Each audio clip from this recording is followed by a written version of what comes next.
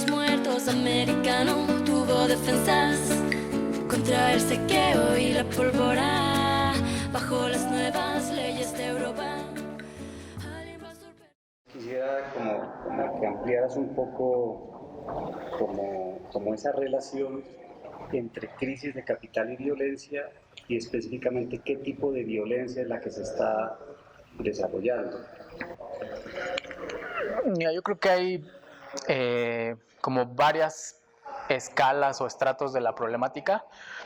Creo que en términos sistémicos observamos una violencia, por ejemplo, para situar como esto que entendemos más como, o por lo menos yo apuesto por una lectura de violencia estructural, de violencia sistémica, que tiene que ver tanto con procesos de explotación del trabajo, de los trabajadores que se exacerban, que incluso ya tienen rasgos más allá de las reformas laborales, ¿no? De la terciarización, del trabajo por horas, de todo esto, con incluso formas de esclavitud, semiesclavitud, que tienen que ver con otros actores, como, hay muchos en América Latina, actores armados que controlan poblaciones, y por otro lado hay también una manera de pensar estas formas de violencia estructural, incluso en términos de cómo se está apropiando la naturaleza, ¿no? Con procesos como la minería a cielo abierto, como la fractura hidráulica, ¿no? el fracking, y bueno, otras formas de extraer o de apropiarse de esta naturaleza, ¿no? Podemos pensar incluso en la industria agroalimentaria, el agrobusiness, en fin, eso en sí mismo ya está llevándose a cabo de una manera que es cada vez más violenta, ¿no? Y en otro estrato de problemáticas hay también una función de la violencia que tiene que ver con seguir ampliando las fronteras de la acumulación y del despojo, ¿no? Y esto lo observamos en procesos, por ejemplo, como esto que te decía yo de cómo intervienen algunos actores armados que dinamizan incluso ciertos mercados, ciertas formas de apropiarse de esta naturaleza. En México, por ejemplo, hubo en el estado de Michoacán todo un proceso en el que los grupos del tráfico o las estructuras de la economía criminal ilegal lograron algo que era algo que perseguía también la economía formal, que era la sustitución de cultivos tradicionales, caña de azúcar, maíz, por monocultivos de algunos productos muy valorizados en el mercado, como el aguacate, como algunas frutillas, ¿no? Frambuesas, moras y demás, ¿no? Entonces fue a través de la acción de estos grupos que empezaron a obligar a la gente a sustituir esos cultivos, o que directamente les despojaron de la tierra, que se pudo lograr, ¿no? Entonces, digamos que también hay una ampliación de esas fronteras, como decía, por la vía de estos otros actores, ¿no? Entonces, diríamos que tiene como muchas vertientes, ¿no?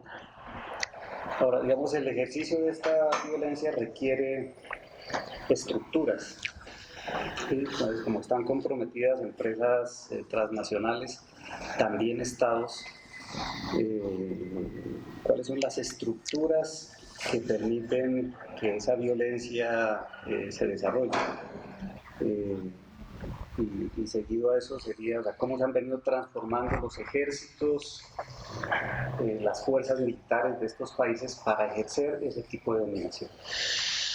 Bueno, ahí son también dos procesos, al menos. Uno tiene que ver con que efectivamente allá hay una imbricación muy poderosa entre la economía formal, la economía reconocida, y esta economía ilegal que en principio está criminalizada por los estados.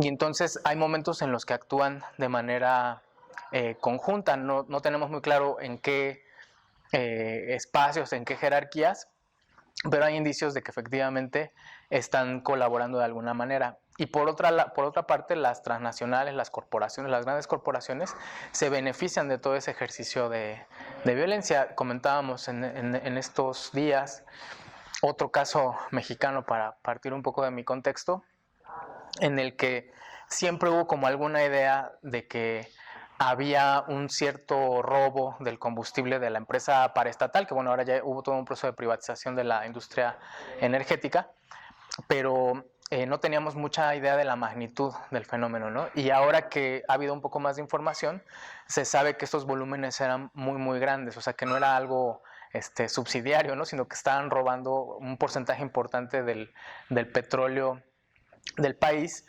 y ese mismo petróleo lo adquirían empresas de Estados Unidos, e incluso se han llevado a cabo juicios pues para acusar a estas empresas, y ellos pues, lo que plantean es que en la medida en que se guían por la libertad de mercado y la oferta y la demanda, pues ellos pueden adquirir el petróleo con quien les dé mejor precio, ¿no? Entonces, digamos que en ese nivel también hay una cierta imbricación que es muy importante.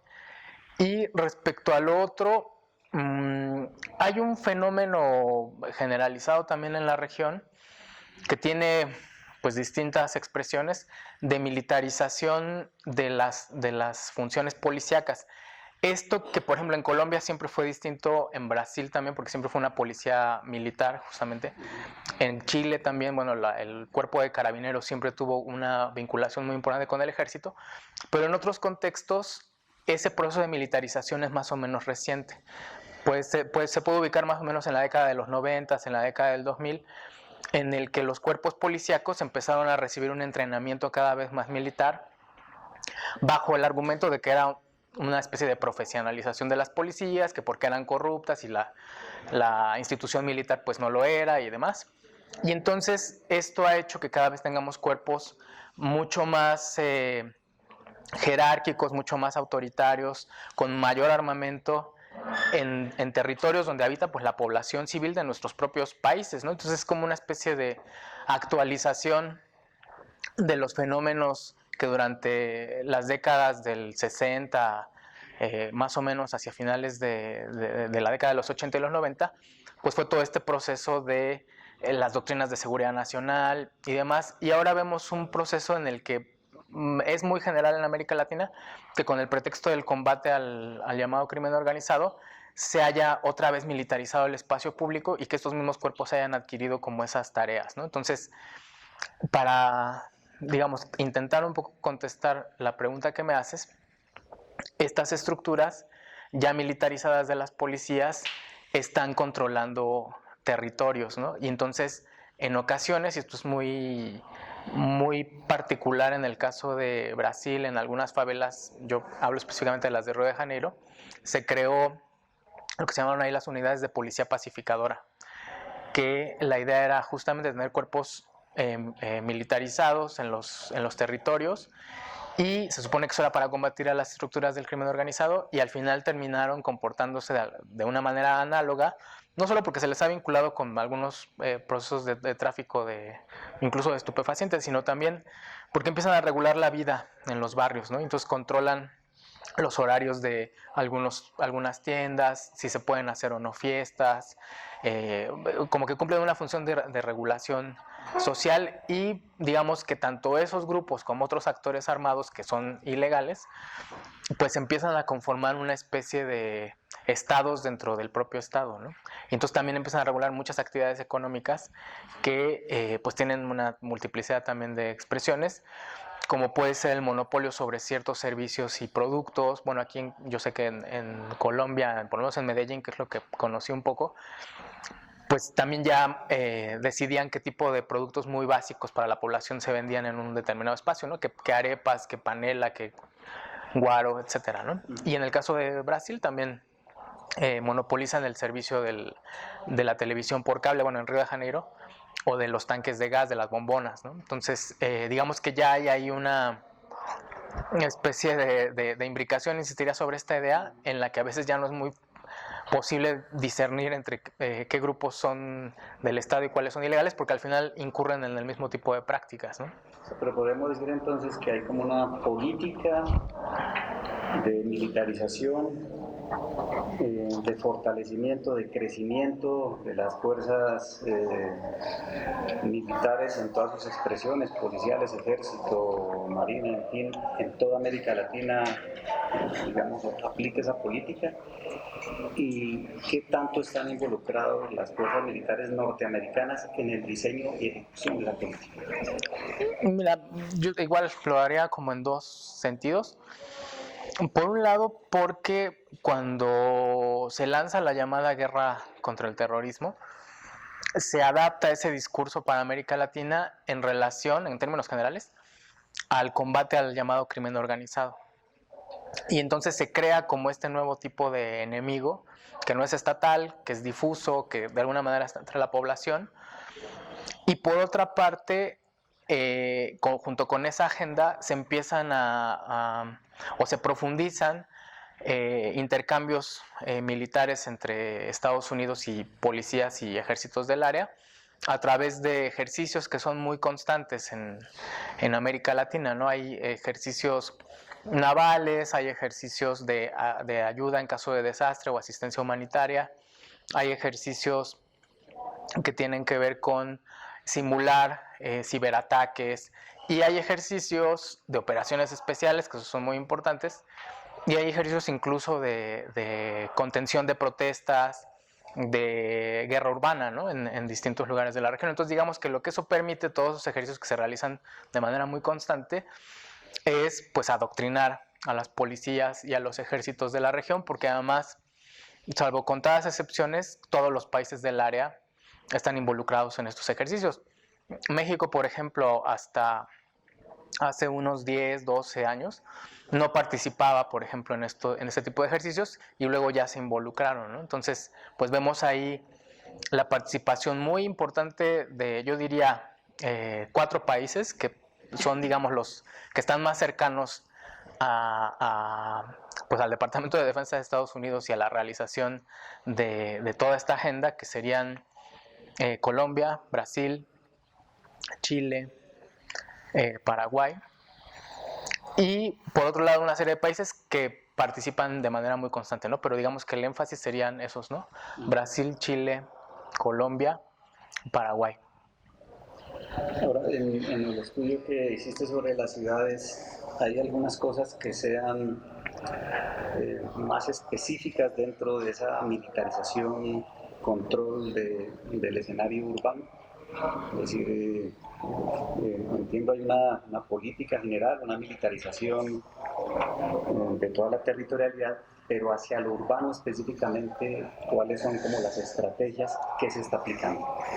Bueno, eso tiene un componente, digamos, institucional, que es el de, por ejemplo, si una cierta compartición o, digamos, hay ciertas experiencias que se van retroalimentando, ¿no? Entonces hay un recorrido que me gustaría señalar como para ejemplificar, que es como esta idea de colocar fortificaciones en determinados barrios de los sectores populares, que es una experiencia que, por ejemplo, se ensayó en Medellín con los CAI periféricos, los centros de atención inmediata, que también se llevó a cabo en Haití, sobre todo con posterioridad al terremoto de 2010. Y ahí fue muy importante el papel que tuvo la misión de estabilización, entre comillas, de Naciones Unidas, donde tuvieron participación distintos ejércitos de América Latina. Muy importante Brasil, Uruguay también y otros países más, ¿no? Esas dos experiencias, digamos que después se llevaron a cabo también en Río de Janeiro, con las unidades de policía pacificadora. Entonces, digamos que un mismo esquema de intervención que tenía que ver con colocar esas fortificaciones en los barrios de los sectores populares, perseguía, por un lado, estar ahí presentes de manera permanente, y junto con ello algo que ha sido muy importante en el caso de Río, pero también en Medellín y en Haití, que es llevar a cabo operaciones militares en el sentido pues estricto de la palabra, o sea, operaciones de guerra urbana, ¿no? Como fue pues en el caso de Medellín, todas las operaciones previas a la Operación Orión, la Operación Mariscal y otras más. Y en el caso de Río de Janeiro distintas operaciones a través de las cuales se implantaron las unidades de policía pacificadora, y hubo dos de ellas especialmente importantes, la operación Arcanjo y la operación San Francisco, que fueron en las favelas o en los complejos de favelas de Maré y de Alemão.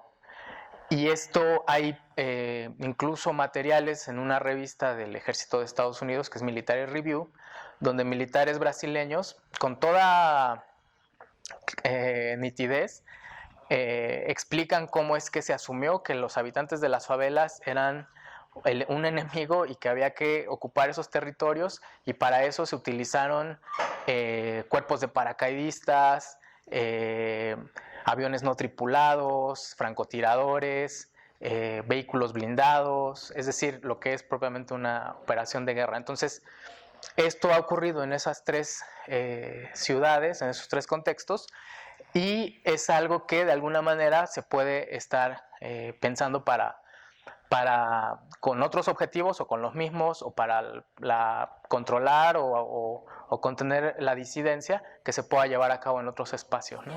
Y de este lugar se llevaron todo hasta la libertad.